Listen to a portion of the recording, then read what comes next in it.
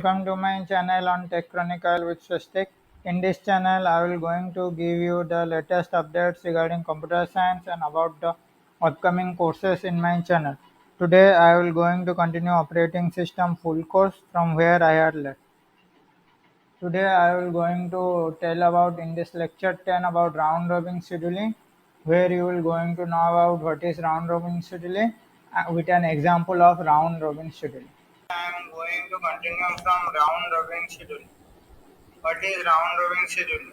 Each process is assigned a time quantum, fixed time in a cyclic way. It is designed especially for the time sharing system. The ready queue is treated as a circular queue. The CPU scheduler goes around the ready queue allocating the CPU to each process for a time interval of up to one time quantum. Now coming to the round robin question, this is the question where six processes are given along with their arrival time and burst time. Here the time quantum is 2. We have to find out the average turnaround time and the average waiting time. Now coming to the solution of the question, we will have to create a Gantt chart and along with that we have to maintain the ready queue. Now coming to the solution at the time interval 0 process P1 has arrived, so it will execute for 2 burst time.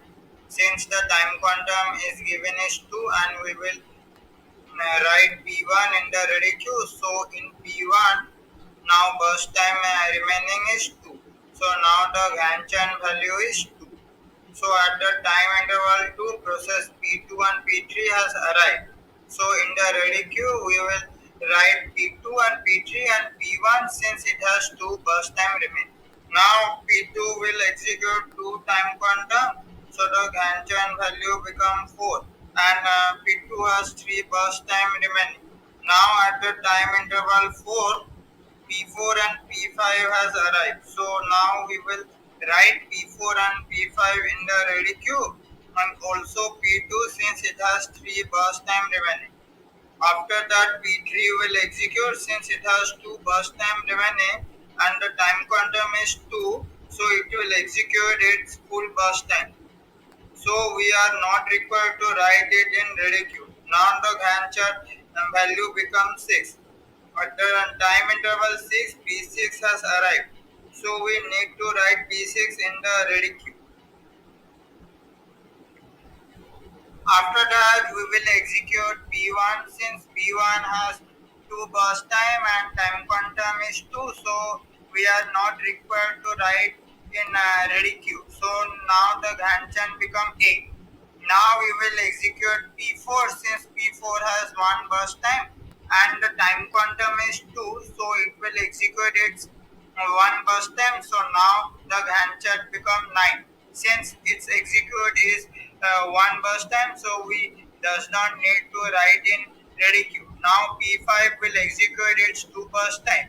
Since the time quantum is 2, so now the Gantt chart become 11. Since it has 4 burst time remaining, so we will write it in the ready queue. After that P2 will execute its 2 burst time. So now the Gantt chart become 13. Since P2 has 1 burst time remaining, so we will write it in the ready queue. Now P6 will execute its 2 burst time.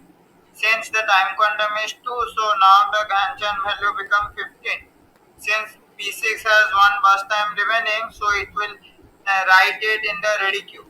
Now P5 will execute 2 burst time. Since time quantum is 2, so now the Gantt chart value becomes 17. Since P5 has 2 burst time remaining, so we need to write it in the ready queue.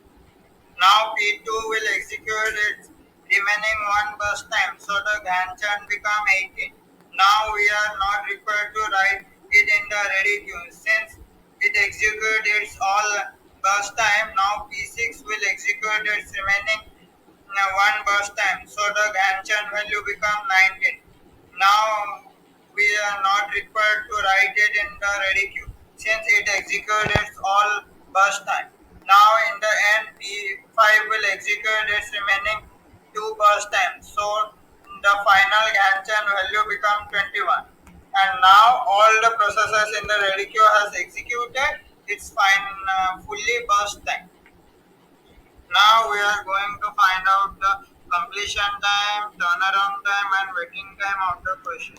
For the completion time, we will see the Gantt chart value and move from right to left in order to get the right completion time. So the completion time of process 1 is 8, for process 2 18, for process 3 6, for process 4 9, for process 5 21, for process 6 19. Now we are going to find out the turnaround time. For turnaround time, we will subtract uh, completion time minus arrival time.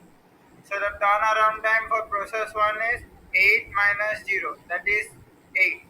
For process 2 is 18 minus 1, that is 17. For process 3 is 6 minus 2, that is 4. For process 4 is 9 minus 3, that is 6. For process 5 is 21 minus 4, that is 17.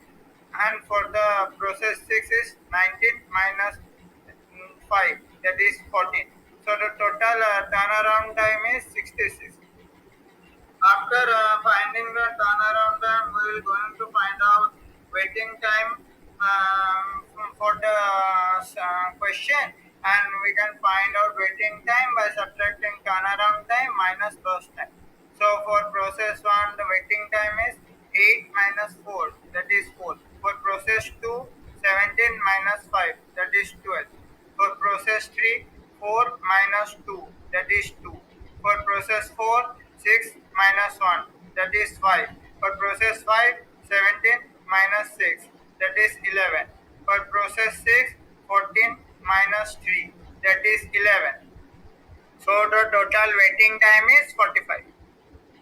Now, after finding the turnaround time and waiting time, we will going to calculate the average turnaround time and average waiting time.